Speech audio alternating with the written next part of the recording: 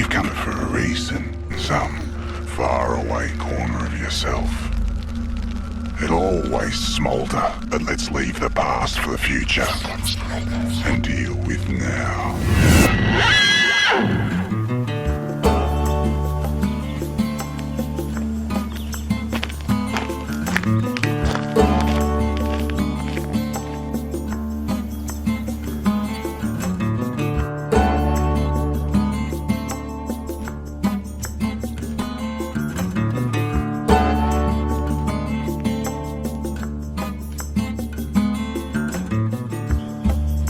Purists, they're gonna hate this. But I think the younger generation and today's crowd, you're gonna get it. You're gonna get what I'm going for here. I was a muscle car guy way before I was in the tuner scene. But I absolutely fell in love with drifting, time attack, that kind of style of driving, the overall atmosphere, and everything that came with it. The cars, and the way they handled, and the way they looked, and the way they sound, and the way they move. But this is a build that I've been thinking about doing for a long time. So I'll take everything I learned in the last 20 years and mash it all up into one project. And with the help and support of my crew, my friends, and everybody that I've met along the way, this is gonna be one hell of a ride. Check this out. Maybe we should make a drift car out of this thing. It's like a 1930s, maybe 20s, who knows? Woo. About a kilometer behind my house, there's a spot where leftover parts and old projects go sit and wait to be repurposed.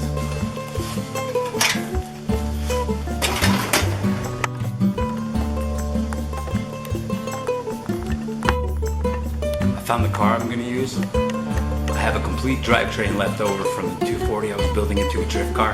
So I have motor, transmission, ECU, wire harness, all the ignition, fuel systems, everything just about ready to go. What's in here?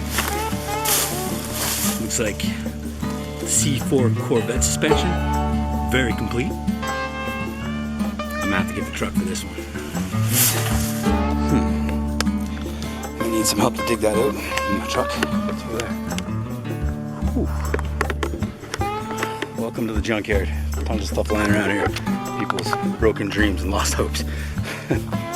But everything will have its day.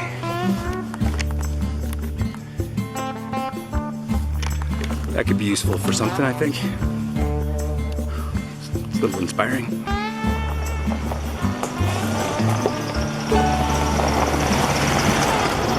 Thanks for stopping by, because this thing's gonna be pretty heavy. So, I don't need you for this. I figured when you're like, I'm out back question mark. Yeah. If you're lost somewhere. So I gotta go see what it's all about. Well, I found something, so I don't know. We could maybe throw it together. It could be a piece of a puzzle with a cool. I don't know. I want to build a race car. Brent came over and helped me pull out a suspension. It's got brakes. It's got discs. It's got shocks.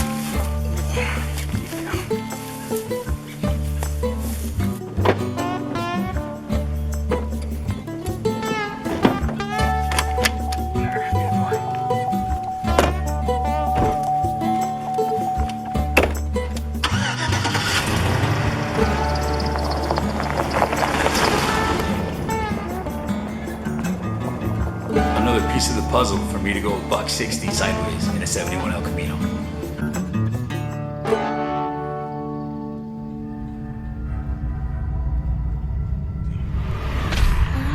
Let our work commence.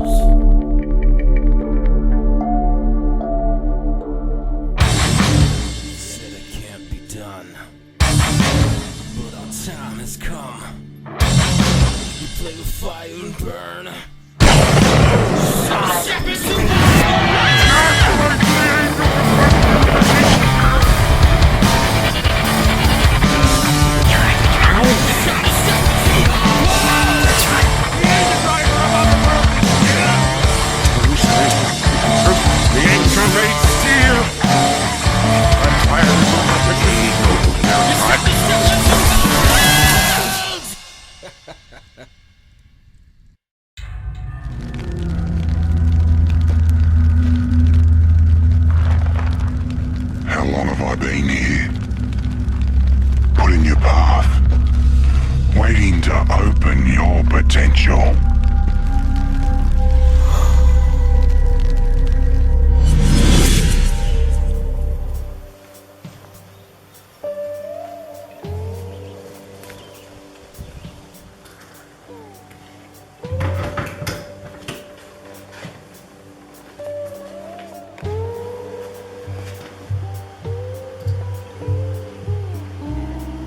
I'm gonna start looking for some parts now.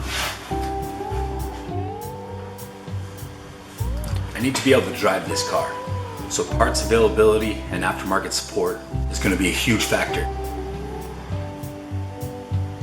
So I looked up aftermarket support to see what kind of stuff was available to make this suspension handle better than it originally did, and at the same time looked up prices on OEM parts and spare pieces, bushings, bearings, brakes.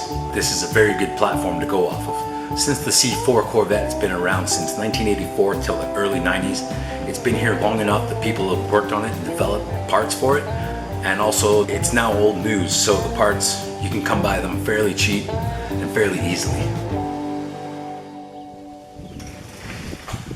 Now that I have the suspension set up sitting in my shop, up on the rack, I can really check it out, look around it, investigate, inspect, and see what's wrong with it, or what it's going to need, what it might be missing, and also what kind of condition it's in. I use all the various tricks, the basic stuff, check all the bearings, the bushings, the ball joints, check for any slack anywhere, see if anything's loose, see if anything's broken, and everything turns out to be pretty good looking. The bearings seem fine, the brakes are obviously going to have to be redone. I'm going to have to get rebuilt calipers or rebuild these ones depending on how I go. The C4 Corvette was a well-balanced car, very lightweight and good handling. Now I want to see if I can get that same magic out of the 1971 El Camino. I've seen other people use Corvette chassis for a build like this, but most of the time, if they make it look old school like a car or a truck or something, they just put the body on top of the Vette chassis. Basically, you're dressing up a Corvette to look like something else. Where I'm actually incorporating all the parts inside the chassis. I have to cut, fit, weld, mold the chassis to accept the Corvette suspension, front and rear setups, possibly looking at building whole new sections of frame and refiguring everything. It's going to be a long process. I want to get this El Camino to handle like a Corvette, so I'm even considering moving back the engine and getting some of that weight balance back. There's plenty of room inside the interior where I can sit back and stretch my legs way out, so I have a good couple inches to work with. To ensure success on this project, I'm going to need a plan, a strategy, organization, and lots of room. I needed to clean out the shop to make way for this new project that's rolling in. Not only to clean up the shop and keep things more organized, but also to keep my mind clean, clear, and calm. I'm a man of many hobbies, many talents, many skills that I've developed over the years, and it's both a blessing and a curse. I'm one of those that gets easily distracted. Being distracted stops me from completing any tasks. It's been a long time that I've been working on this channel, on YouTube, and I've been through so many projects and haven't completely finished one yet. This is where everything changes. This is the one that I have to follow through. I have to finish. This isn't simply just changing wheels or putting on a set of coilovers or plastic dipping the car. This is a real build. Everything A to Z. Suspension, drivetrain, body paint, electronics, styling. Everything is going to be touched on this car. Mating the Corvette C4 suspension has to be a complete fabrication job. It has to fit, has to be made to fit, and there's no plans and there's nothing for me to follow to do this. I have to just jump in and figure it out. Measure twice, cut once, and hope for the best. I've been a car guy all my life, but really only following, concentrating, and drifting since 2006. On and off, because we all have to deal with life and things life throw at us. But in my past, I drifted an AE86 Toyota Corolla with 150 horsepower, and then moved on to an AE86 11. It was SR20 swapped, and I'm drifting an RX-7 FD3S. It's a very beautiful car, very fast, very fun. But now I'm looking for something a little bit different. dig back into my roots a little bit. I've always been a super huge fan of the El Camino chassis. I think it's an amazing looking vehicle. Years ago there was an El Camino in Formula Drift, but this one will be built a little bit different. It's all the things I like the most. Loud cars, crazy engines, smoke, fire, and chaos.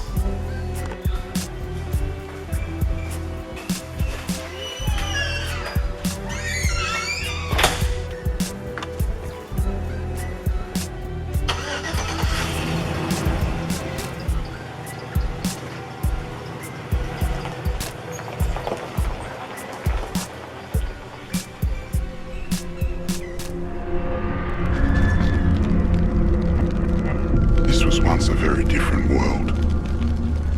A world where laws and rules were respected and nurtured until one day the plains of silence end and you begin.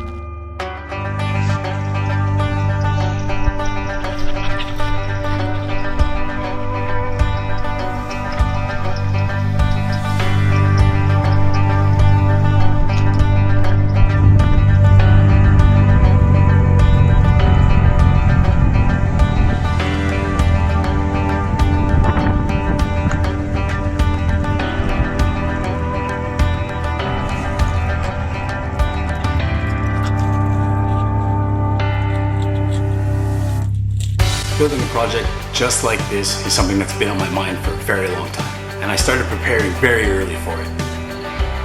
This winter past, my brother and I took all my project cars that I had here, everything that was sitting around, and we brought it all up to the warehouse.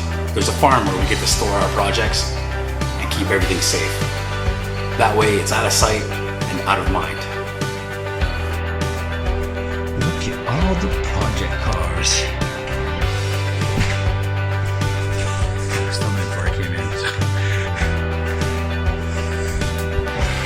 Supra, 66 Nova, what is that? Spitfire, 63 Nova. Trying to keep everybody guessing what the next project's gonna be. And finally, 72 T37, I think. Okay, so everything's in, everything's put away. Made a huge mess here, but this is where potential projects all come to be stored. Remember that blue one right there? I spent the entire spring getting the RX-7 ready to go out and drift. But at the same time, COVID-19 came on, took over the world, and hit the big pause button. COVID-19 coronavirus lockdown in cases. Warning, another lockdown. The lockdown COVID-19 isolate. Warning. Everything was shut down. No racetracks, no car parks, no shows, no events, no restaurants, nothing. You couldn't even go see your friends. I started getting back into the art of things, drawing, painting. So when the world stopped, it was a perfect opportunity for me to figure out what I wanted and where I wanted to go. I just want to build cool cars, put all my artistic ability in there, mash it all up into one project. And that's what this is. This is all my skills thrown into one. My ability to weld, fabricate, put cars together, be a mechanic, do bodywork, my film editing, mixing, putting everything together. That's what all this is right here. So from now on, that's what this channel is all about. It's about building our dreams. Building the cars that people said we couldn't. They said we shouldn't, and they said we can't. Build your vision the way you want. Make something cool, something that stands out. So it's all gonna start right here with this. The 1971 El Camino drift car. Something different, something flashy, something crazy.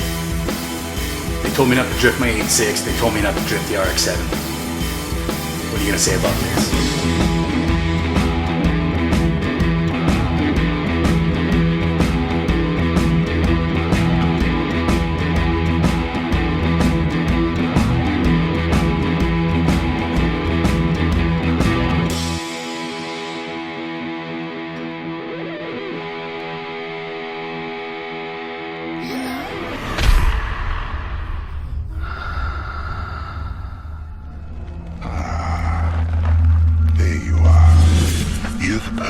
in this life, my friend, although you fear to dream it.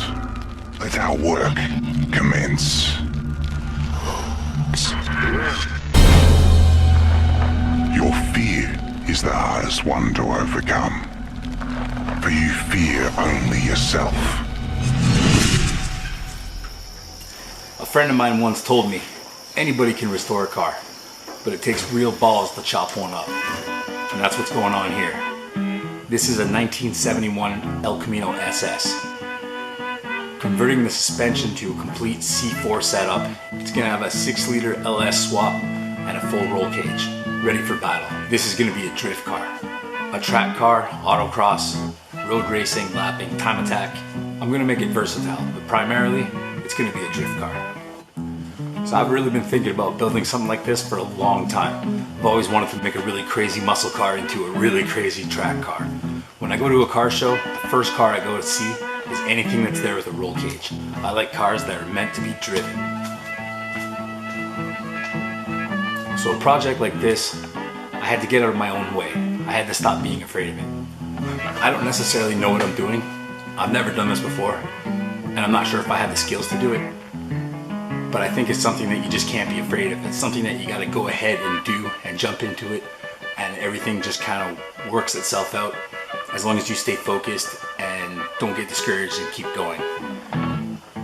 I don't have the skill, I don't have the knowledge or the education to be doing this, but I have done my homework and my research the best that I can. In a sense, this car is like the practice car, because me and all my friends, we're gonna come together and we're gonna work on this together, and we're gonna learn new skills along the way.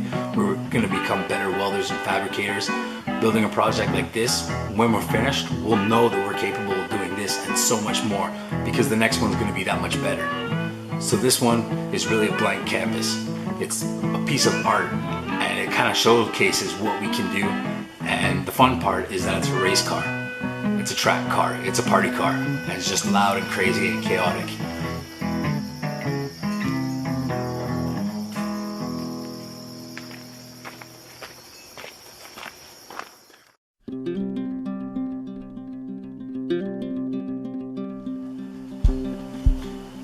So far, there's nothing to fear, but we haven't started chopping it up yet. We're simply taking it apart, and that's the fun part. Pulling off the original stock suspension from the 71 El Camino was much more challenging than expected. The bolts were all seized solid. Nothing was turning, nothing was loose. The suspension wouldn't even compress under weight. Because this old school stock suspension is so heavy and everything is all seized up, most of it was getting chopped off, pulled off and torn apart. The suspension on this truck weighs a ton compared to what I have in mind for it. Now we're at the point of no return. This is where I have to start chopping it up. I had to weld a cross piece in the front to make sure everything stayed solid and stayed lined up and true. After welding that in, it's time to get into cutting the subframe. I'll be honest, I was a little worried about this, if there was any kind of tension on the metal or the frame at all. Maybe it had been hit or twisted a little bit. So when it cut, I was worried it was going to kick. But it cut off nice and smooth. Went through a few grinder wheels, but it came off nice. Once it was out, I just had to grind it up nice and clean and see if I could fit the new Corvette suspension in between the frame rails. The measurements say that it should work out, but you never know until you try it.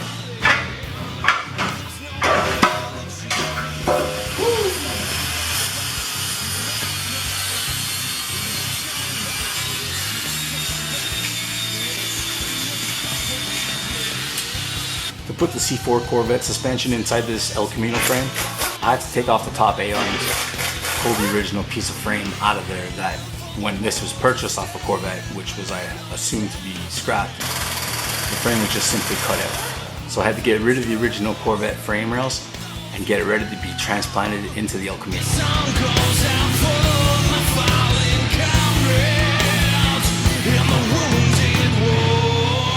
So what I'm working with here is 1984 to 87 Corvette suspension, fitting it into a 1971 Chevy El Camino chassis, out with the old and in with the new.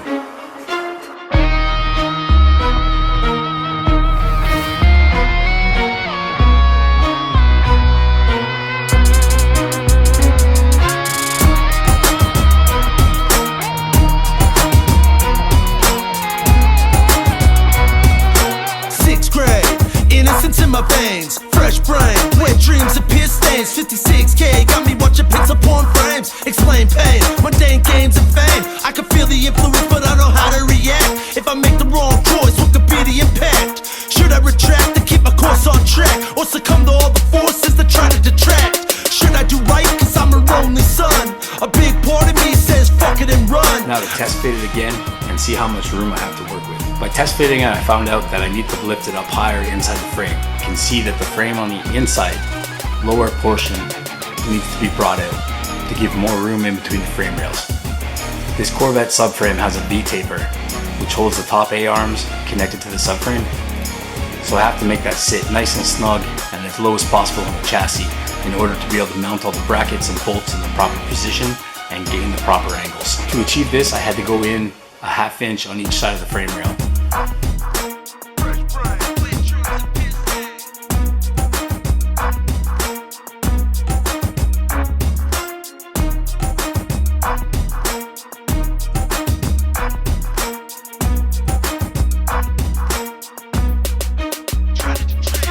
So I simply cut slices down, cut the bottom off flush, and use the hammer to knock it in. Because it was only a ½ inch, partially I could weld over and bridge the weld, but the little pieces after that were simply cut out of stock metal that I had left around and put in place and welded. Welding everything together melts all the metal. It's almost as solid as one piece. Measuring is a very important thing. I had to measure everything 5 times over just to make sure. Made sure everything was squared off, everything was equal distances from each other, made sure it was centered, made sure it was aligned with the frame. Now that I have room on the inside of the frame rails, it's time to work on the outside, which is a little scary because those spring cups are massive. Cutting those off and making the pieces I need is cutting off a huge section of the stock frame. I was worried that it would get a little too weak and start to bend. But after cutting it out, it held together nicely. Everything is still straight and still true. I don't feel like I have to worry about this too much right now.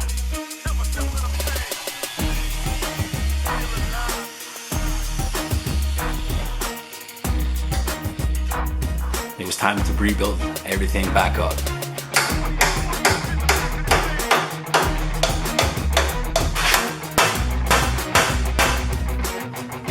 So I had some flat stock. Unfortunately, I didn't have a big enough piece to do that entire side of the rail in one shot.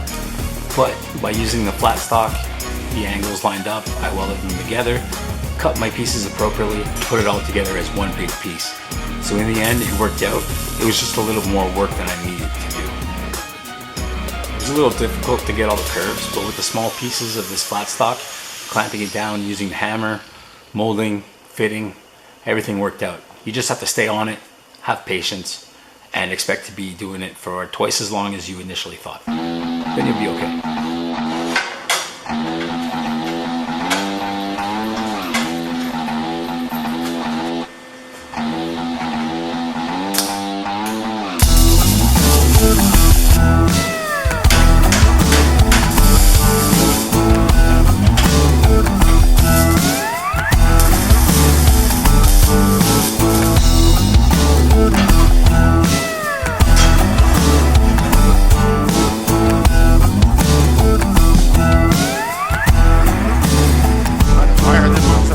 The tranny on all high, and the cam and the huge on blessed be, there she lies, magnum opus.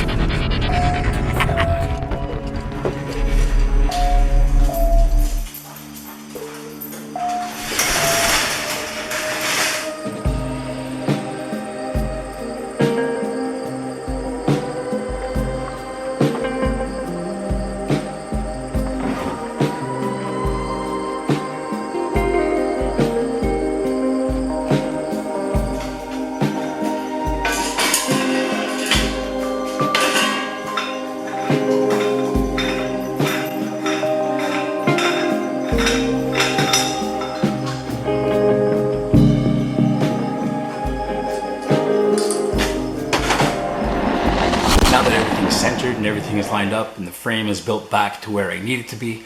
Everything is nice, good, and solid. It's time to get it to measure up one more time. Test fit it, see how it looks.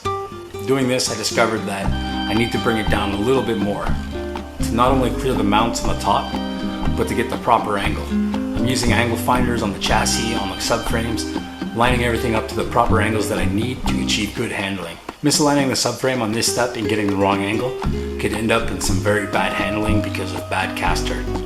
If I have too much negative caster, it's going to handle like crap and fight. And if I have too much positive caster, it's going to flop over and it's not going to handle properly at all.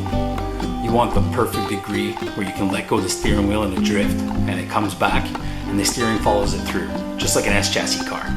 It might be hard to achieve, but I'm going to see what I can do here. Getting the proper angle here also gave me a chance to make it sit a little bit lower. The lower this thing sits, the better the center of gravity is, and the better it's going to look. I like my cars to be slammed right on the ground, as low as possible, running big fender flares and a wide track width.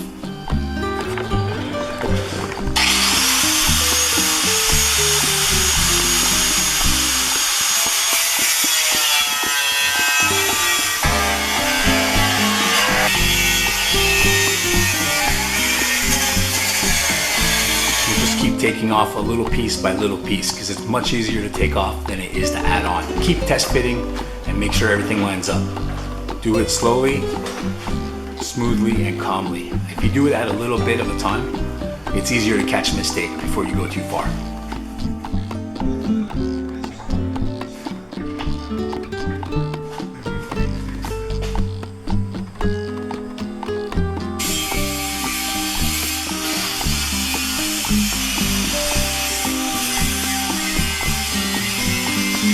Everything is sitting in place and lined up exactly where it needed to be. Even my dad came by to see the progress.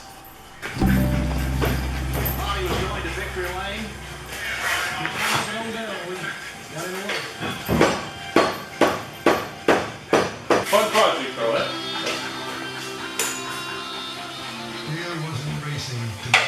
So you get a bolted on, or you get a bolted on? The next step is making some mounts, where I can put some bolts and have proper mounting points. So this can be taken off the El Camino nice and easy if need be. So I recycled some old metal, found the perfect angle, and a metal gauge that was definitely thick enough to hold the suspension to the chassis without question. I grinded these pieces off, test fitted them, found the proper angles, drilled the holes, and bolted it all up. Rape and murder he didn't commit. He's, you know, I love him. He's like a brother. You know, he's destroyed. You don't come back to someone, you know, to show you like access to DNA. Once We had a lot of evidence that he was innocent. Cases like the 70s, crime, you don't think that girl was died. And we now have evidence of who we think it might have been. There was another guy who was a serial murderer. Once again, before welding, it's important to measure all your points, check if you're squared, check if all your measurements are equal across the board, and then take out the angle finder and make sure every angle to all pieces that you're putting on are in the right place. And also check the angles on whatever you're putting it onto. If your frame's not sitting level and whatever you're welding onto it is, you're not gonna have a good day. As a part of what they accept in trials, and they just haven't made the corrections yet, because if they did, other convictions that were based on this junk science would be open to reinterpretation. And then they're shaking babies, which is like, everyone's heard those words. Once I knew everything was just perfect, I was able to box pieces in, build it up, make it stronger, weld in little tabs and brackets, make sure everything was going to be solid and well supported. This thing's going to shake and make a lot of noise. I don't want anything to fall apart. It's got to be solid.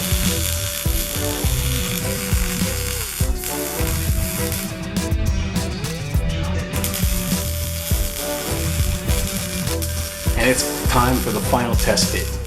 I bolted all the parts in place, put the A-arms back on, put everything back together the way it should sit when the car is completely done.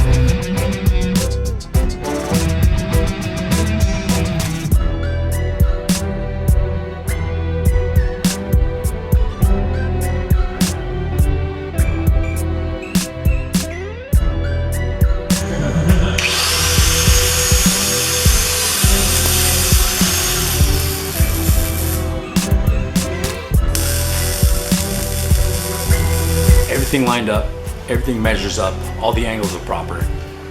Simply bolt it together and see how it looks. This is the fun part, because I get to put the wheels back on and see how it looks on the ground. This is a major step in the project.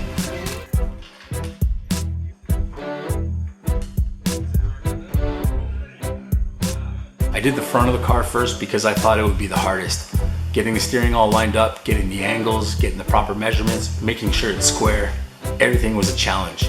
I've never done this before and I still don't know what I'm doing. But I'm taking it one step at a time and taking everything I've learned from others, not shying away from asking for help, for advice, for pointers, for looking up stuff online. I'm learning as I go. I just believe that if you get out of your own way and stop being afraid of screwing up, you can achieve amazing things. So I'm gonna put that to the test right here.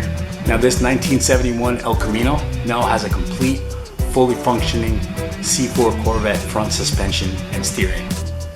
Everything works good. It rolls, it moves, it functions, it turns. I'm very grateful that this all worked out. I truly won't know until the project is finished and we take it out for an initial test run. But as of now, everything's working out. And I'm absolutely motivated. I have a positive feeling about this. It's something I wanted to do for a long, long time. And like I keep saying, just get out of your own way and go for it. Ain't nothing to it, but do it. And this is a super fun project. This is a race car, it's a track car. There's no rules with this one. It's a blank canvas and basically a piece of art where me and my crew are gonna get to learn new techniques, new talents, new skills, new abilities, and put it all together in something like this. This is hopefully just the beginning to a whole new era of us doing crazy cars, doing what we love. Putting them together, building them, testing them, taking them to the track and driving them, taking them to shows. Just enjoying everything about the cars. I took some straps and tied down the front suspension to simulate having the weight of a motor in a car. Put the front fenders on for a good look.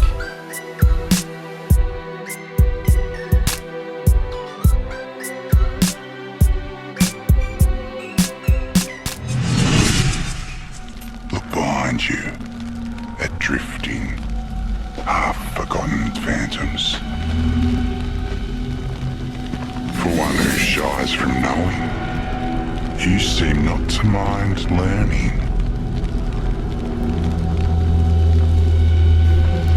Please, this car needs healing. She does. And strength. I can build you a car, bring into creation one that's faster and tougher than the black and white ever was. Those born into this hell have no remembrance of anything else. Those who survived, those are the truly broken, for they know what was before. No! She's knowledge from the numinous, divinely inspired. She wills herself upon this world. Look! See, here. The test. Lifting up in front. Yep, about 2 inches. The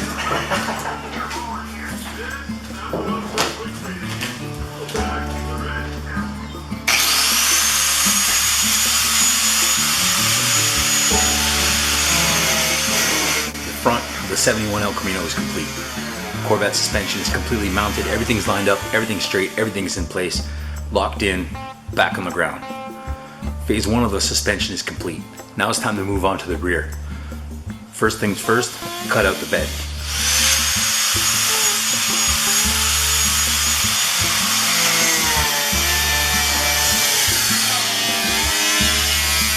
I had some help. I had Steve come down. You remember Steve from other videos? He helped me drive a few cars out to the racetrack. He helped us out at the Wild Card car show. And he's always great to have around and a super good worker. He knows what he's doing, no messing around. Glad to have him. So I had him here to help me tear out the bed of this thing. Because the El Camino is built off the same chassis as the car, as the Chevelle. So the back half is built roughly the same way, with the difference of the extension of the bed added on the back.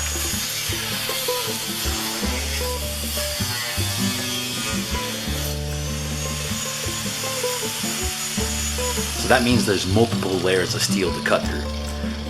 As you can see inside, this is where the spare tire would fit, or the back seats on the Chevelle chassis. And on the El Camino, it's basically a storage space with a little plate mounted on top to finish off the bed of the truck.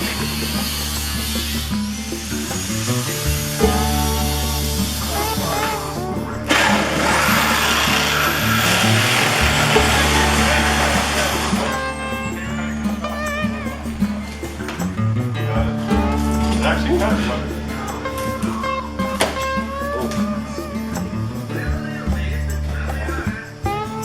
Try to like maybe flip this way like that.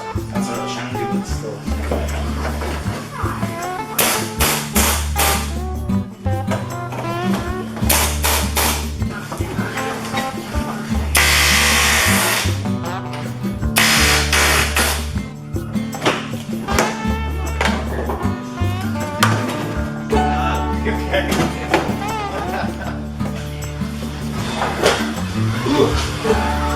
I wasn't recording, put it back on.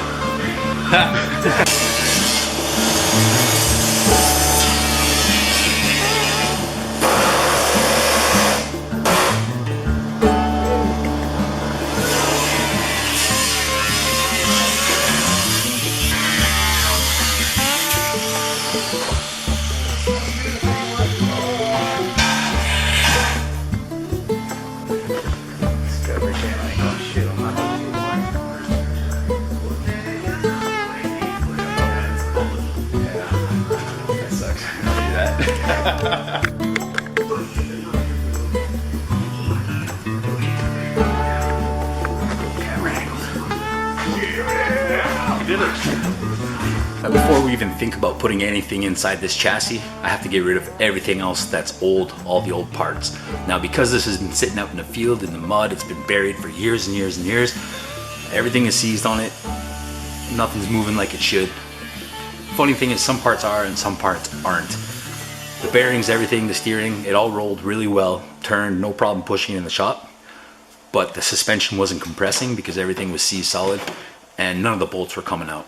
So you know what that means? Time to chop and cut. No remorse, no forgiveness. Just rip all that out, make room for the new.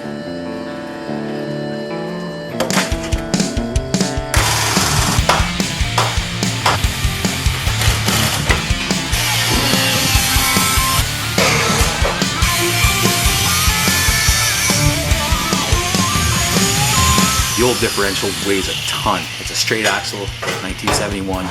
It is a ladder bar style suspension with springs and shocks, which are separate, not coilover style. And everything is solid, heavy steel. Putting the independent rear suspension from the C4 Corvette should be lightweight, make it more nimble, handle better. The only problem is now we're pulling even more weight off the back of this car than we would have before. Balance is going to be a key thing here.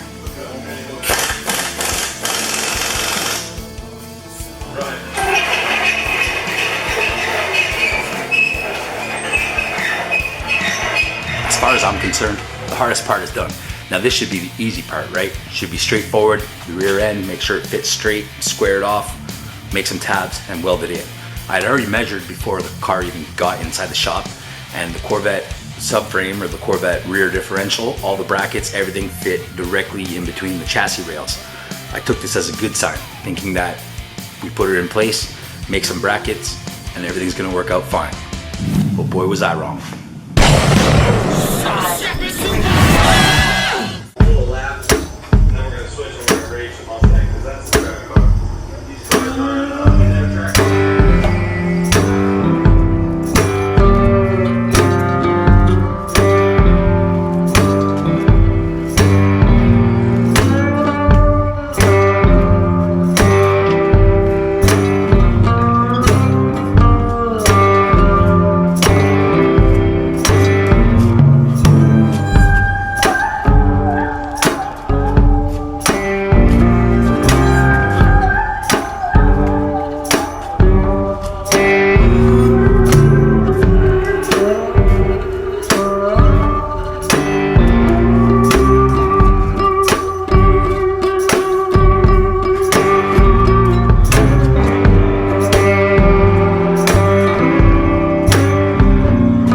Out of the way, and it's time for a test fit.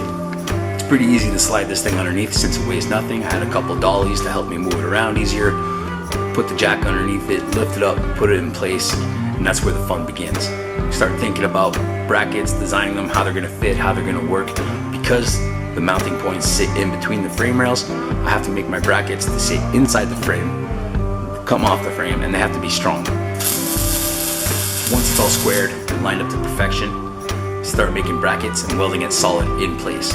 Now I don't want this to move, so right now I'm just making temporary brackets, if you will, which will have to be strengthened up later. But I have a whole idea for what's gonna happen later. There's gonna be a whole phase of just going through this thing and making sure everything is nice and tight and solid and fits good and looks good, it's smooth, it's not janky looking, it's not weak, but that's gonna come much later. Right now, it's all about getting this rear end, this independent rear suspension from the C4 Corvette to fit properly inside the El Camino chassis.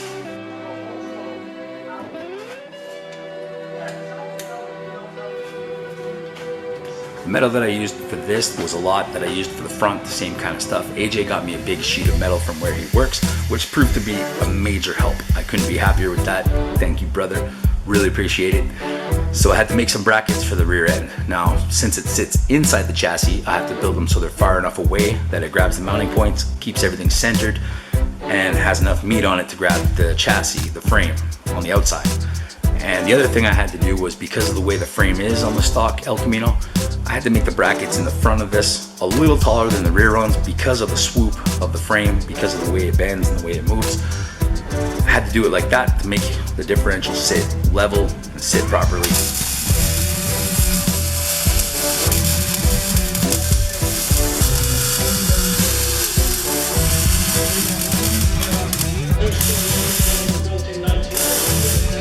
Now everything's in place, everything's lined up, everything's tacked in, it fits beautifully. Next thing I have to do is make a mount for the front of the differential.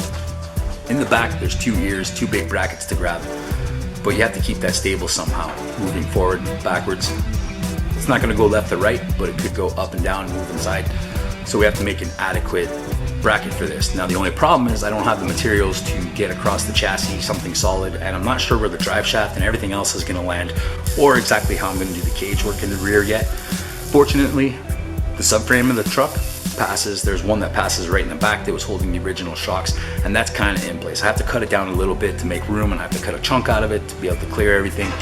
But I can use this to measure everything up, make sure it lines up, tack on this bracket that I made, and still be able to control the pitch. Now the thing is, when you're hooking up a differential and a transmission, there's a rule about having the same pitch on the transmission as you do on the differential, because at your connecting points you want that the same angle. I don't know if you guys get what I'm saying here, it's kind of tough to explain, but if the motor front to back sits at 2 degrees, you want the differential sitting front to back at 2 degrees as well.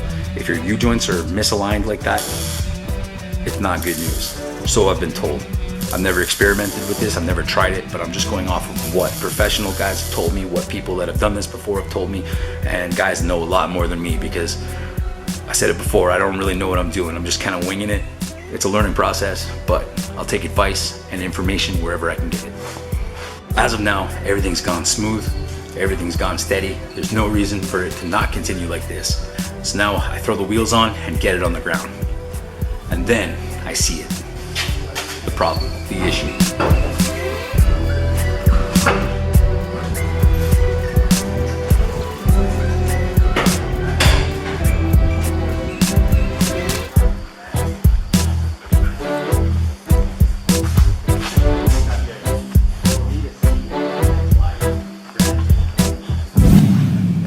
Brackets too far back, so I've basically got to rebuild the whole thing, insert, sad scene, whatever, contemplating.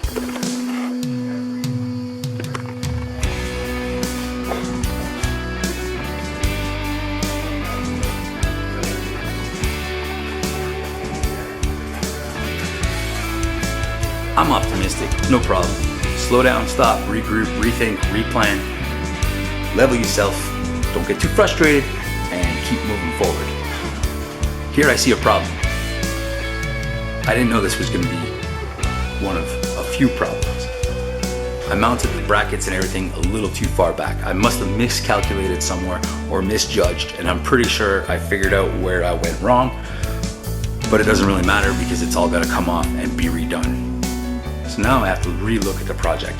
rethink it through, make a new plan, and figure out how to remedy the problems I have. I measured from the wrong point on the fenders, not taking into account on the inside of the measurement, and it looks goofy. It looks wrong. Now everything fits and it works in that spot, or so I thought. So I was contemplating maybe welding it like that. But taking a step back and seeing how it looks, it's really kind of weird. It was back too far. I'm not sure if that's something I want to play with, having a wheelbase that's back further. The solution to make it look okay would have been to cut the fenders, move the fender wheels back. I could have done that, but it's screwing with a lot of geometry, and I don't want to make this car any longer than it already is because it's already a monster.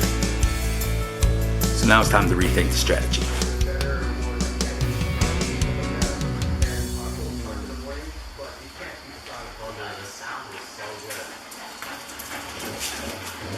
Now this is where everything goes sideways, but not the way it's supposed to.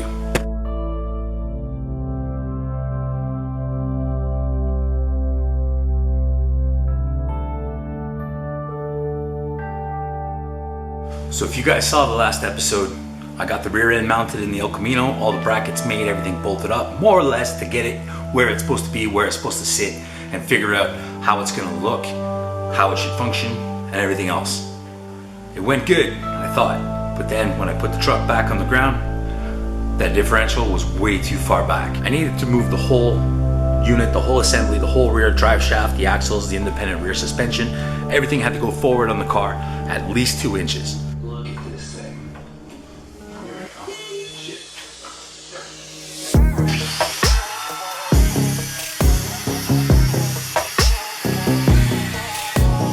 And first off, to accomplish this, I had to cut out one of the cross members that was still inside the frame on the stock El Camino chassis. I had to get in there a good 2-3 inches to allow clearance to make a new bracket, and also to clear the differential so that I could adjust the pitch, because like I was saying in a previous episode, you have to keep the same pitch from the universal joint at the back of the transmission, whatever that line may be, to the universal joint that's on your differential. With a little bit more clearance, I'm able to put the axle and everything back into the chassis to see how it sits. Now fortunately, where I put the bracket tabs already, all I had to do was flop it onto the other side and we're good to go. So I have to cut the back brackets off, make new ones for the front, and continue to make a whole new bracket that's going to catch the front end, the front assembly. And like I said before, maintain that pitch. It's going to grab the front of the differential where the universal joint attaches.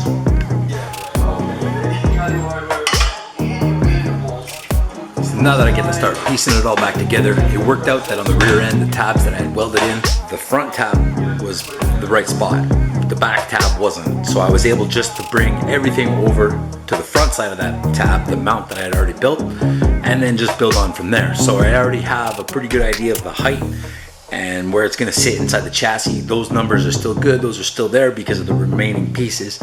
All I had to do now was refabricate some pieces to get in the new spots.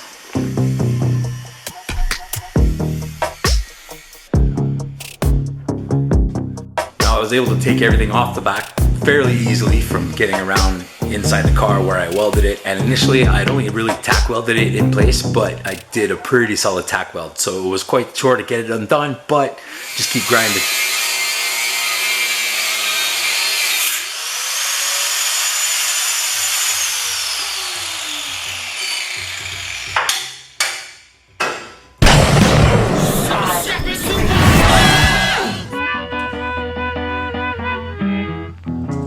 Even though I'm pretty confident that my measurements the first time around were pretty right on for height and spacing inside the chassis rails and everything else, it still doesn't hurt to check everything over and over again. Measure twice, cut once. That's what they always say. So why not measure like 10 times and hopefully get it right the first time? So I measured from left to right, from front to back on each end of the mounting points, and then I also cross-cornered the measurement to make sure it's all squared off. If you can get the same measurement when you're crossing from your exterior left side to your interior right, pretty much know you're on the right track at that point. Because if the measurements work out up and down, left to right, and then diagonally, everything matches, everything's squared off, you're good.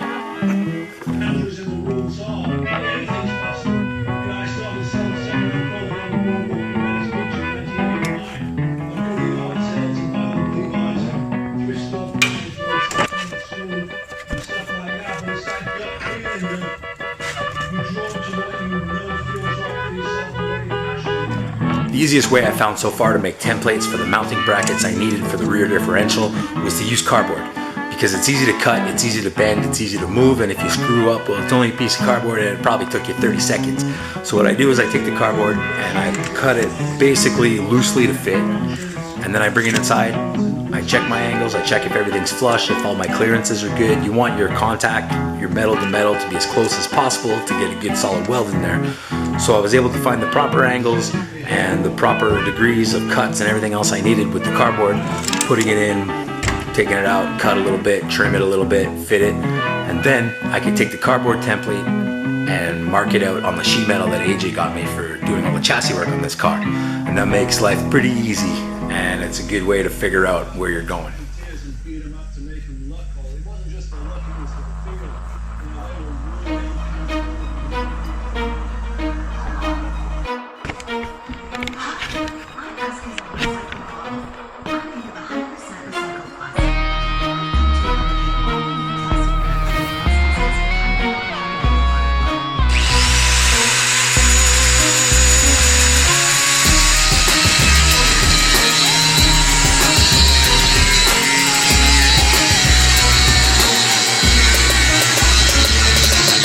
Then after everything's all marked out and I know the sizes that I need from my cardboard templates, transfer that to the steel, make my lines, make my measurements, make sure everything is squared, straight, everything is calculated properly, then I can start cutting it up. Simplest way is I just take a grinder, a cutting wheel, and go at it. Try to stay straight, try to stay steady. If you're really smooth and you take your time and concentrate on it, you can do some pretty straight cuts with a grinder freehand. But in the instances where I needed a little bit extra help, I just took my vice grips and a piece of flat bar, put it down on the measurements, clamped it down so it wouldn't move, and then I ran the side of the cutting blade along that, making every line nice, straight, and always right on the money. A little trick I picked up over the years: when you're trying to mark a spot to put a hole in, I learned this from the RC car days, and how to put your body pins on in the straight, proper spot and get the body mounted properly, is how to make a little guide for where you're gonna pierce the hole with the drill. I made my template and everything so that I could lock it into place and then hold it up against the bracket for the differential. I dip the end of the bolt that's gonna be used here in some grease and slide it through. That way when it makes contact with the bracket that I'm making, it'll leave a little grease spot exactly where the hole needs to be. And then it's just as simple as taking it over to the bench and using your punch to put a hole in it where punch a notch, punch a little divot, whatever you want to call it, into exactly where you're going to drill your hole. That way, once you get your drill into it, your drill bit's not going to walk around off the mark that you put with a marker or a pen or something, or a pencil, and it's going to stay true and it's going to stay straight, and you'll get through it in no time. Now I drill a few pilot holes with the hand drill and then moving on to the bigger drill press, slowly going bigger size drill every time to make the hole for the bracket as big as I need it. I'm basically doing steps.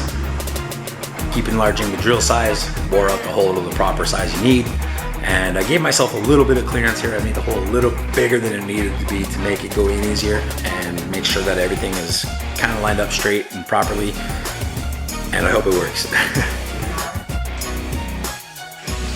After I had all the holes bored out to the proper size, I took my grinder to clean it up, because when you use a drill press, it kind of makes a mess. It gives you a lot of burrs around the area that you're working on. Plus I just cut this out with a grinding wheel, so there's all kinds of like sharp edges, burrs on it, and you want it nice and smooth, so number one, you don't cut yourself up, number two, it looks good. And to get the inside of the hole that I just drilled, I took my stepper bit and the hand drill and just jammed it in there, moved it around a little bit, because this stepper bit was severely damaged from previous work that I'd done. I probably almost snapped my wrist a few times doing this too, but it got the job done. It deburred everything I needed, and now it looks good, looks clean. I can stick it together.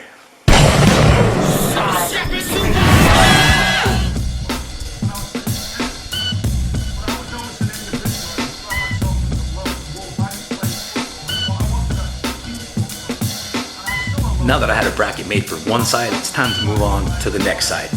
Now it's fairly simple, because realistically all I have to do is make a copy of the bracket just flopped over to the other side so that everything fits and bolts up properly. So I just traced out the original bracket that I made, then I cut it out of the sheet metal that AJ provided me with, that I've been using for all the other stuff on this truck, and I got the proper size. It fit right in. The only thing I didn't do was I didn't use the same hole in the same spot as the other one, because you want to make sure that you get it right on both sides, and if there's anything that's maybe a little bit different in the bracketry or a bushing that's kind of worn out, it's going to give you a little bit of a different measurement. And I didn't want to have a problem where I couldn't get the bolts in properly or had to jam them or hammer them in or anything. So I redid the process with the grease to find the exact spot to make the hole for the bracket, punched it with the hammer, and then drilled away, made the holes bigger, bored them out, cleaned them up, made it look good. Time to move on to the next bracket. Simply had to make a center bracket for everything now to hold the center of the differential in. I'd already made one, but I had to chop it all out and then move it forward a few inches. So now it was time to redo it and get the proper distance that I need from that cross member that's already there. Now there's not too much left of it because I had to dig in pretty deep, and I'm thinking that later on I'm gonna have to get rid of this and make something a little more solid. But for now, my objective, my goal is to get this thing back on the ground on 4 wheels, see how it sits, see how it articulates, make sure everything moves, make sure everything clears, make sure everything's gonna be okay, and then I'll start worrying about other stuff like that.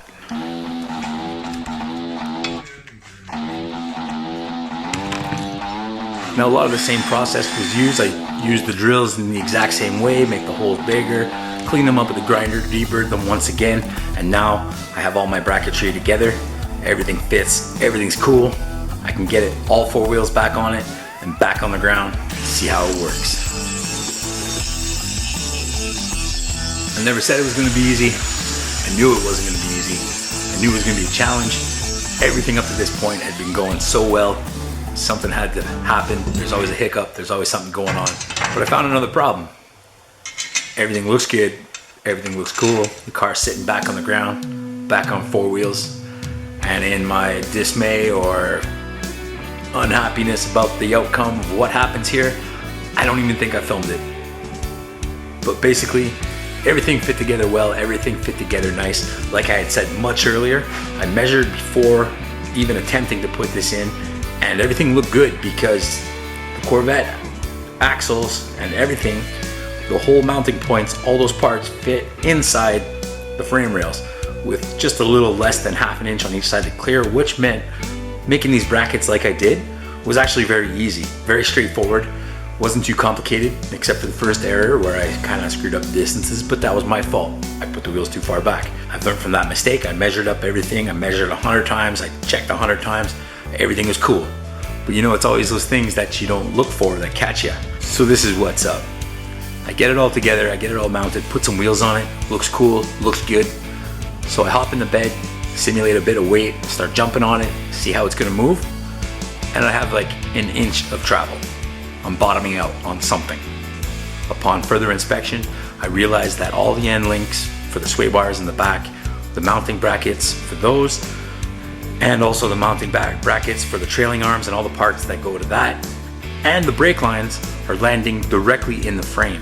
Because this frame is probably 3 to 4 inches wider on each side than a Corvette frame, I didn't calculate for everything that stuck out of the hubs and everything that needed to move, and I didn't even look at a Corvette before. I didn't see how that was mounted.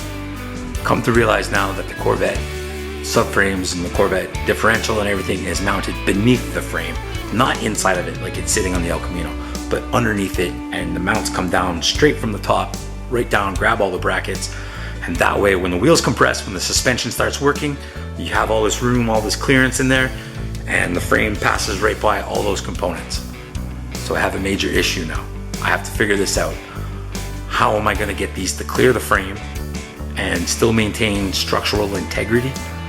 Then I have to get my ladder bars to run in properly, to hold the axles where they're supposed to be, and those brackets come right out into the frame. At this point, this is the second attempt, the second failure of getting the rear suspension to work, and I initially thought this would be the easy part. I thought it'd be straightforward, cut, weld, drop it in there, it's gonna be fine. Boy, was I wrong. The front end worked out way better than the back end. Now I'm trying to figure out what to do. I'm starting to look at it, and I'm starting to think that the only thing I can do is cut this thing in half. Cut the frame right behind the driver's seats and make kick-ups of my own, make my whole rear end of the frame out of nothing. No plans, no diagrams, just me, some tools, some measurements, and a welder. That's for another video. I gotta chop the frame out, The stock frame on that El Camino has got to go. No hope is a mistake. You've taken a short rest from your twisted path. I'll help you find what you seek. But first, answer me this. Why must a vehicle be so important? If you can't fix what's broken. Now things have to get serious. I've got to chop the back end off this truck. I ran into other problems. You saw that on previous videos. So now I've developed a new plan of attack. Doing a bigger job requires much more room. So I've got to cut the rest of the back of the truck out, make myself a spot to work in, get rid of the rear bumper, anything that's kind of heavy, potentially weighing down this chassis, and start looking at what we're gonna do to make this all function and work properly. Up to now, everything's been going super smooth. We'll take a look at this in a minute, the front end. I'll give you the rundown on how I did that. Now we're working on the back end. Now I'm working on the back end, but the problem is with that is everything is kind of lining up sort of in the right spots, but in the wrong spots. Now you see, the thing is, it fits inside the frame. That rear end I have, this Corvette rear end. Now it fits inside the frame. I got it all lined up to sit in the proper spot. The problem is the frame sticks out past the brackets of everything. The frame sticks out past here. So this is where the frame is.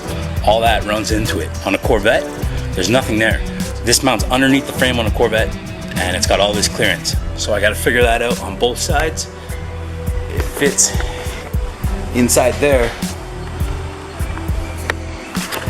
and the ladder bars, everything just run right into the frame as well. So I think the only solution here is to be doing my own kick-ups. Now the kick-up is the back piece in the frame. Let me show you here.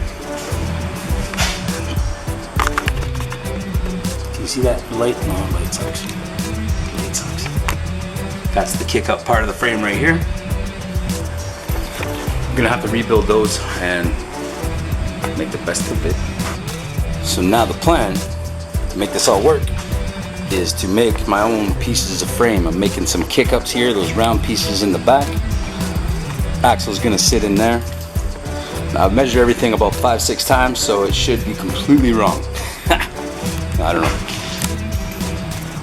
So I'm just gonna get to work, cut these out, cut 4 of those, and then make the plates for the top and bottom, square them off, make little boxes, and then we will have a frame. Whew. I'm making new kick-ups for the frame. It's not exactly science and it's not exactly easy, but what's most important here is to have accurate measurements and straight lines, nice cuts. So I use a piece of flat stock whenever I can, vice grip it down to my sheet metal, mark my lines and grind away. The flat stock lets you run the grinder blade right alongside of it, keep your lines straight, keep it clean, take your time, concentrate, focus, everything's gonna work out.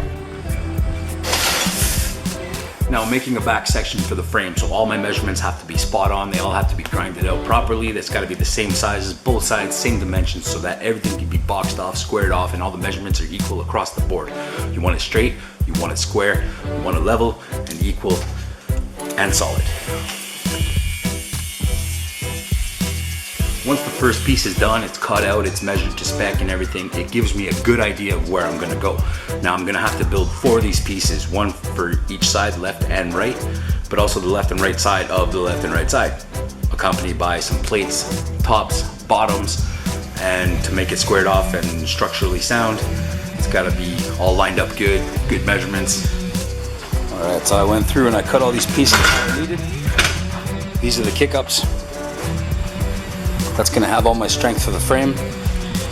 These plates get mounted like so. You're gonna box it in, make a complete setup. So the next step is to weld it. Got this little makeshift jig kind of deal set up. That magnet should give me an exact 90 degree. So now I just gotta start putting it together. Once I start welding everything up, I gotta make sure it doesn't warp. So the trick to do that right here would be to spot weld and keep moving around. Because if you get too much heat in one spot, when it starts to cool down, it often pulls the metal, warps it, bends it. So we're gonna end up with nothing lining up straight and nothing squared. So the key thing here is taking your time and being patient. Little spot welds where you can, and try not to get too hot. Since it's very important to keep things all squared off, I use this handy magnet. It's good for piecing parts together, and it'll hold angles. You can do a couple angles on this, but the most obvious and the most used one would be the 90-degree angle. So I use the magnet to hold my metal up straight and start spot welding that on, start tack welding that on. Again, not heating too much because you don't want it all warped to shit, but hot enough that it's gonna be good and strong and solid.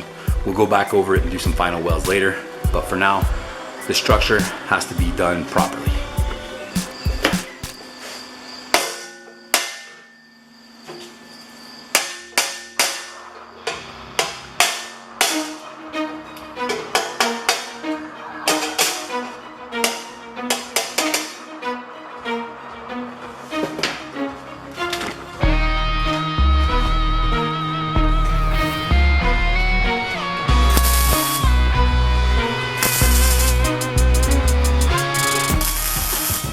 Going against my own advice, sort of, not really, didn't kind of work out, but nothing ever works out perfectly, so you're gonna have to learn how to deal with it.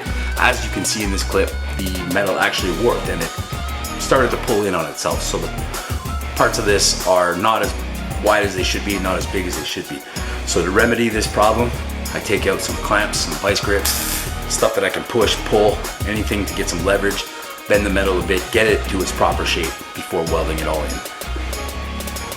So this process basically gets repeated for both sides, same thing.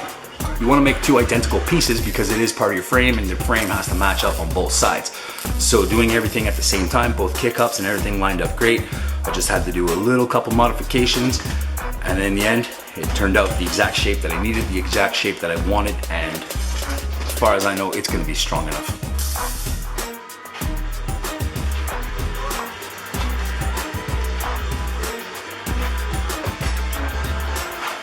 Using the clamping method and pulling, I was able to make both of them completely squared off, exactly how I wanted. Got the right size, the right angles, the right measurements. It just looked horrible because of all these welds that I had to put all over it. Instead of putting one nice bead all the way through, it was continuously spot welded, stitch welded, whatever you want to call it, and all pieced together like that. But at the end, we take a flat disc with the grinder, smooth it all out, and end up with a piece of chassis that almost looks factory. These kick-ups look like they should have been here almost, except for they're beefier and they're more square and they're more solid than the stock part, which was only really half, like it wasn't a completely squared in frame to begin with. But they should do the trick and it should be strong and solid and exactly what I need to keep moving forward on this project.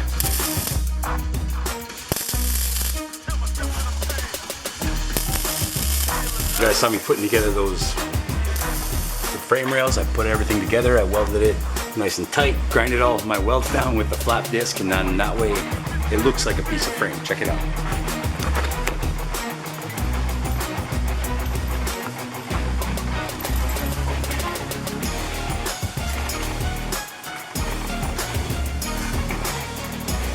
So right now what I'm going to work on is I'm going to take this piping that I have from an old car tempo that got destroyed years ago, and I'm going to use that to keep two frame rails exactly the same measurement apart. So I'm just going to weld two of those in real quick, real easy. I'm just going to tack them in so I can easily take them off because they're definitely not permanent.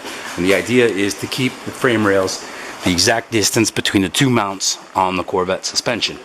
That way when it all goes in, everything sits nice here, everything clears, and I can just make a bracket for these ladder bars and I'm good to go. So today's little project is going to be welding all that up together, and I'm not sure if I'm going to put it together on the floor, put the piece of suspension in it, put it all together and then put it in the car because I still have to cut the back of the frame off the car, or if I cut the frame off the car, mount that frame piece that I built inside of it and then mount the suspension in there. Now it might be easier to mount everything on the floor for the suspension because it'll be easier to get to weld and I can make sure it's welded solid, but the downside is once I start putting that inside the car, it's going to be very heavy and it's going to be a little more awkward to move around and get to a precise spot where it's for sure level. And then there's the question of welding two pieces of frame together. With all that mounted to it, it might be a little bit tough to get in there and get to what I have to do. So they both have pros and cons, and I don't know, I'm just gonna go with it. I'm gonna see what happens. I'm gonna do whatever I feel is right at the time.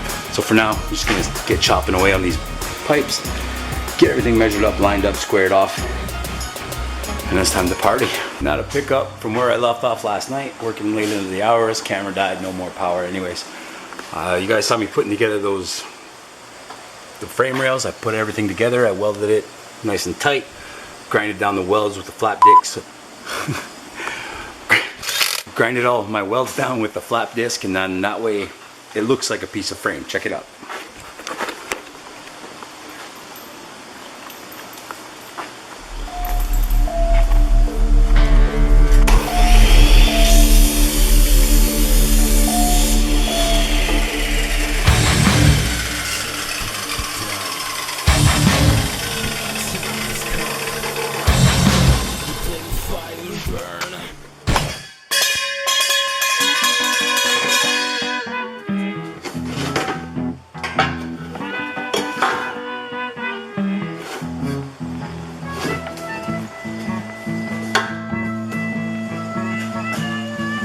Next issue I have to deal with here is to make sure that both those frame rails, both those kick-ups are perfectly next to each other.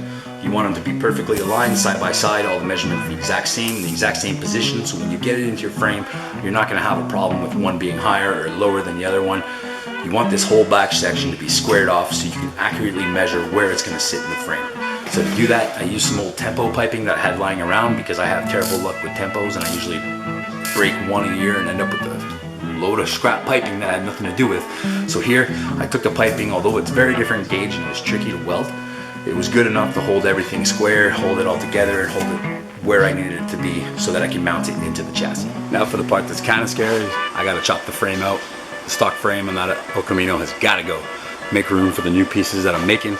So I'm just gonna cut it out and cut everything out of my way so I can get in there and I can weld and I can work and everything is gonna work fine. So everything's looking good. I got these pieces all welded together. They're sitting side by side. They're perfect angles. They're perfectly square to each other. They're perfectly in line. So the next big step I have to do was the part that I wasn't looking forward to because it gets kind of scary, but basically I have to chop this El Camino in half. I'm cutting the frame off right behind the cab where the driver sits, a couple inches to give me some room to play, some meat to work with. But basically we're cutting the car in half and the whole back half of this car has got to go.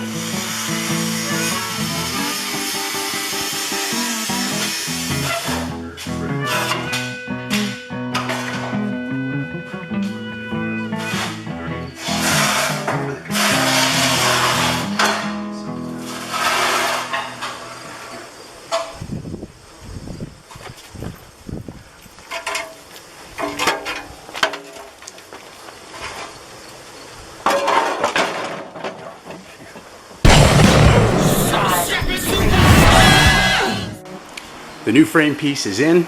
There's going to be a lot of molding, a lot of bracing, and a lot of work to get it to fit properly, but I'm going to show you guys what's up. So, if you can see anything in here,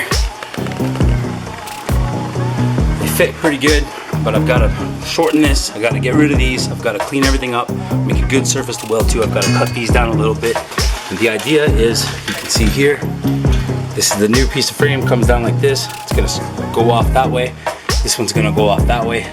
So everything lines up, nice fit, nice snug, and we'll get the whole thing all bolted together. Now what I'm thinking right now, we'll weld the frame onto the truck and then we'll bring the differential in, raise it up, get it in place and make the mounts for it. See what happens. So after some cutting and some massaging of the metal, it was time to get this chassis to sit in there. Now the plates, the way they were cut, they sit inside the chassis, which gives me both and a little bit extra rigidity and also that it sits nicely when I'm trying to mock it up so that it'll sit in the frame, and in the back half I can adjust the height and left to right to make sure it all lines up straight, make sure it's leveled, flat, squared, and carry on. Now in order to make everything sit on here properly and strong, I'm gonna have to make some more plates to fill in the gaps of where the frame rails meet the new part of the frame, the new kick-ups, and I have to measure that pretty accurately, so I figured the best way to do it would be to take the cardboard again, because like I said before, that's easy to cut, it's easy to manage with, it takes very little time, and if you screw up, well, it's not a big deal because it's 30 seconds and some cardboard and a pair of scissors.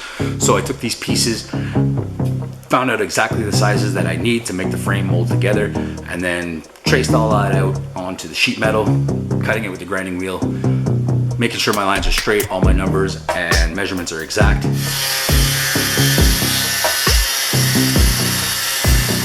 Now that the frame is all basically mostly welded in, everything is coming together nicely.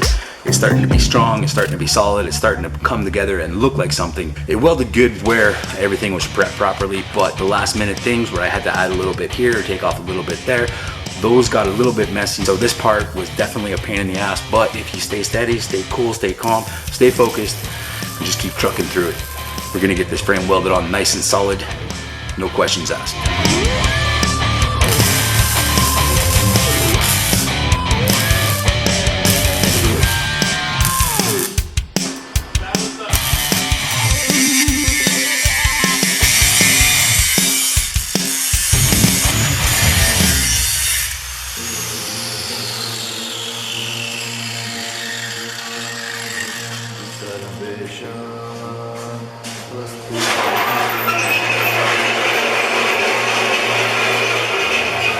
Now, for the third time, the third attempt at putting this rear end back in the car.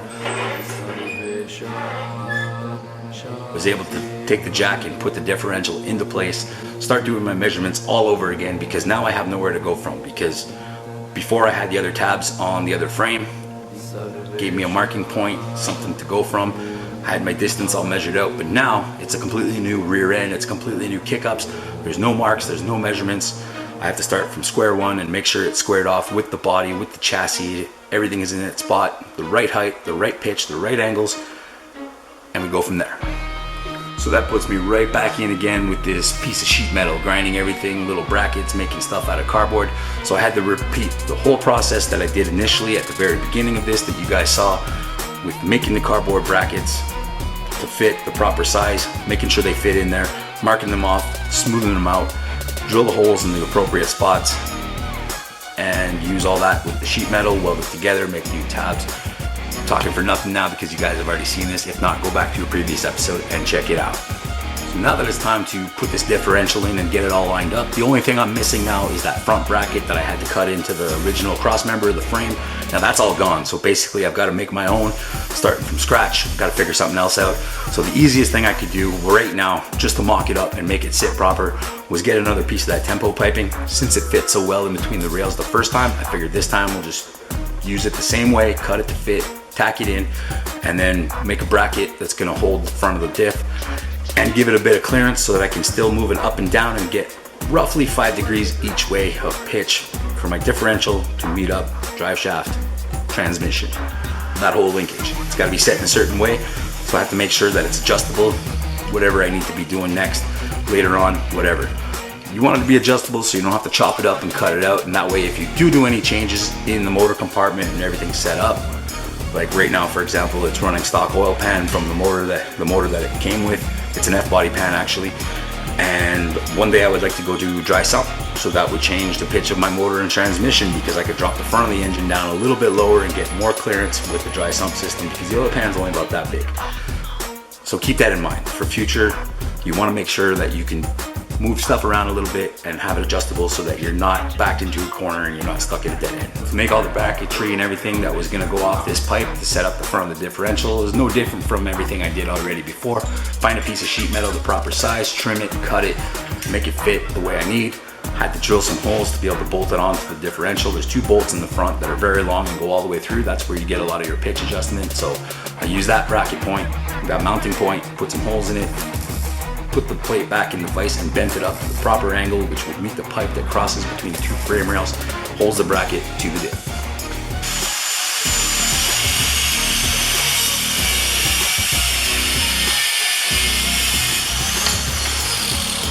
For the differential is done, the only thing left is doing ladder bars. Now I'm a little worried about this part, and I think it's going to be kind of challenging, but I made appropriate brackets, drilled the holes where I needed to match. And this is another instance where I wanted to make it adjustable. So I made some spacers to put it in between the brackets and where they sit, so that if I need to move them forward, I could take those brackets out and it gives me a couple millimeters, if you will, to play with it back and forth. That way, if right now when it's all welded up and I've got too much weird toe out and stuff in the rear, well, I can bring those forward, or if the axle doesn't sit properly, I can bring it forward a couple millimeters, and that would help with my alignment adjustments and getting everything lined up straight and true. Worst case scenario, I can always cut these off later because they're on the outside of the frame and it's not a big thing to get to. It's not too tough. It's pretty much right there. You take off the wheel and it's right in your face. So to get that mounted properly, I made my brackets, tacked them in. I'm gonna have to beef this up later a little bit, but right now, the ladder bars, everything bolts together. It all fits in properly. It's measured to be the exact same on both sides. So right now, structurally, this thing is all done. It's gonna sit I can get an idea now how it's gonna look, how it's gonna run. I put the wheels back on it and dropped it back on the ground. Immediately hopping into the box to simulate some weight on it, jumping on the rear differential to make the whole suspension function, work, move, articulate, and it's good. I can bring it right down, I can put all my weight on it, I can make the springs work, and when it goes to bottom out, every bracket that I had an issue with before is now perfectly fine. Everything sits on the outside of the new frame that I built, so when it compresses, it clears the brake calipers, it clears the swing arm brackets, the mounting points for the ladder bars work, everything is lined up, everything's functioning. I have finally completed the first phase of this El Camino build. This turned into much more work than I thought, because when you start planning out a project like this, it's fun. You're thinking, you're brainstorming all these ways you're gonna do it, and you watch stuff on YouTube, on TV, and through the magic of editing, like you guys see here, everything goes fast and quick. So in your mind, it's easy to think that you're gonna get into a project like this and everything's gonna be smooth and everything's gonna be cool and it's all gonna go your way, but that is definitely not the fact. You gotta kind of mentally prepare to be stumped, to have some sort of roadblocks in your way. But just remember, that's all part of the challenge, that's all part of the game. If you can't get through the little things, you don't deserve the big things. So this is one that I'm definitely not gonna give up on. So now, phase one is complete. One of the biggest parts of this project, because it's something I have never done before, was swapping a C4 Corvette suspension onto a 1971 El Camino chassis. I'm not dressing up a Corvette chassis to look like an El Camino, I'm making an El Camino function like a Corvette. Now, the car back on the ground, we have a good idea how it looks, how it sits, what it's gonna be doing when it's all together, and now phase one is complete. So nothing left but to enjoy this moment and then start planning out the next phase, which is going to be putting in the motor and transmission. It's going to be an interesting feat because that as well, I want to make it function just like the Corvette. Therefore, moving the engine and transmission back several inches, I'm talking 8 to 10 inches, to make it sit behind the front subframe and make as good balance as I can, because don't forget, this is a Chevy El Camino. Basically, it's a car and a truck. It's got all the good parts of a car and the good parts of a truck. And one of the bad parts of the truck is that the backs are always super light. So the balance point on this thing, stock, was not good at all. Okay. Show me.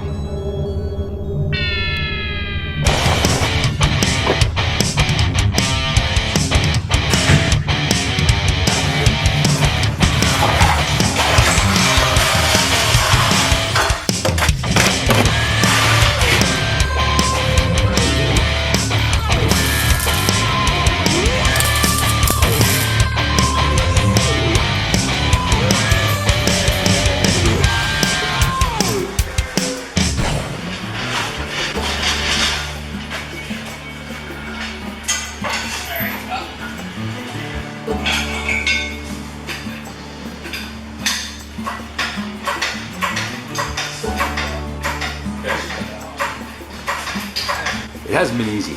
There's been a couple trial and error moments, a couple frustrating moments, and some disappointment and discouragement, but definitely not enough to stop me. I feel like having the suspension on this El Camino is the biggest part of this project, the hardest part to conquer, because there's no plan for it. I was molding a C4 Corvette suspension to a 1971 El Camino chassis. I didn't find anybody who'd done it. I've seen some pictures of something similar, and I just went off that. I pretty much had to make it up and learn as I went.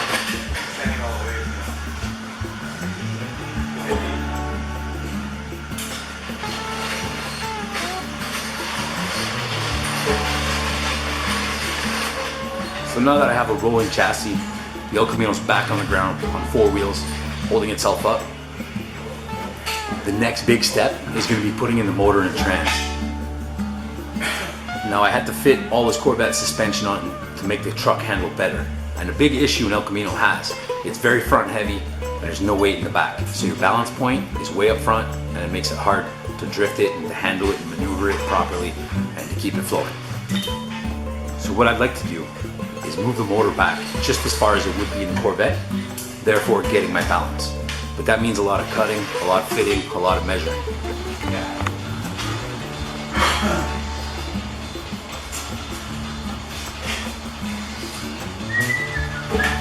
So right now, we're shooting for this pulley and this side of the steering. JM and Brent came by, give me a hand, because this was a big thing that was a little tough to do on my own. So what we did was we lifted up the motor and we placed it in the engine bay where it would sit as if it would stock, and to see how much that firewall I'm gonna have to cut out. I think we have a problem here. I'm estimating I'm gonna move the engine back approximately 8 inches. Now that's a lot of room that we need to work here. And also, because this is a race car and it doesn't have to remain stock, this gives me an opportunity to move the engine back, but also make sure that when I build this thing, I have room to work around it.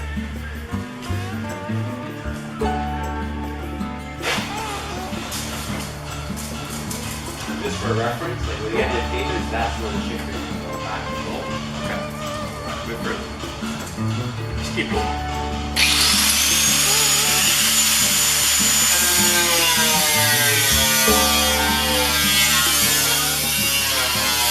We first placed the motor inside without the transmission to get an idea of how much room we're gonna need and what we need to cut out. After that, it was simply pull the engine out of the way and start chopping away. First thing to go was making the transmission tunnel big enough to fit the new transmission.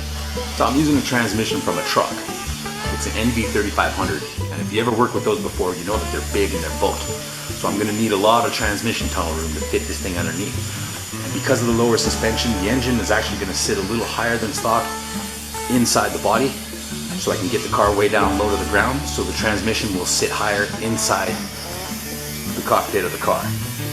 Which is going to be kind of interesting because it might end up giving me like really high tunnel, like almost like the RX-7, more sports car feelish. But the really different thing that's going to happen here is now the drive shaft and the transmission tail and everything will be above the floor of the car.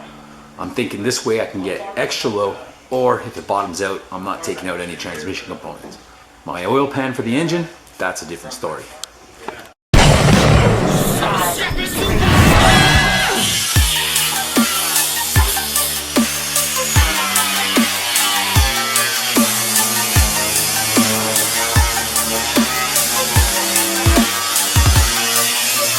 Cutting the transmission tunnel out, making kind of room there, start digging into the firewall and try to take it out as much of one piece as I can instead of having a bunch of metal shards lying around.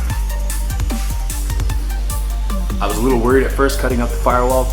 I was worried the structure of the car, but if I cut in the right places, I should be good.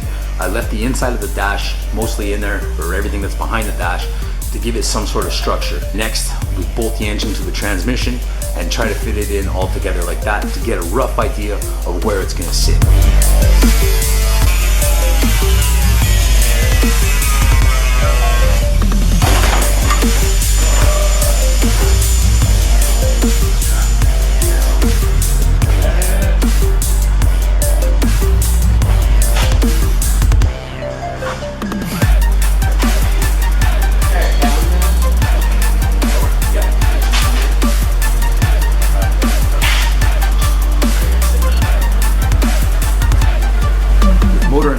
Inside, I got an opportunity to see where I need to take more material away to figure out where I'm going to build my mounts, my brackets, and stuff like that.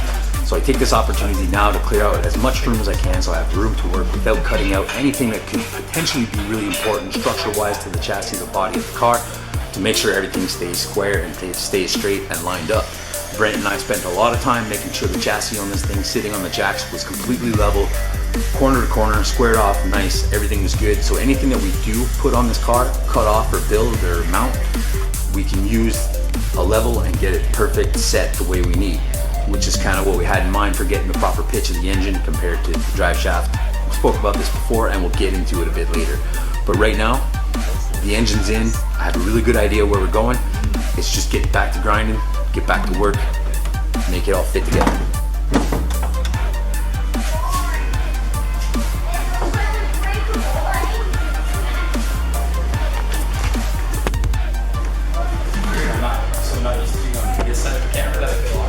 It's fucking awkward.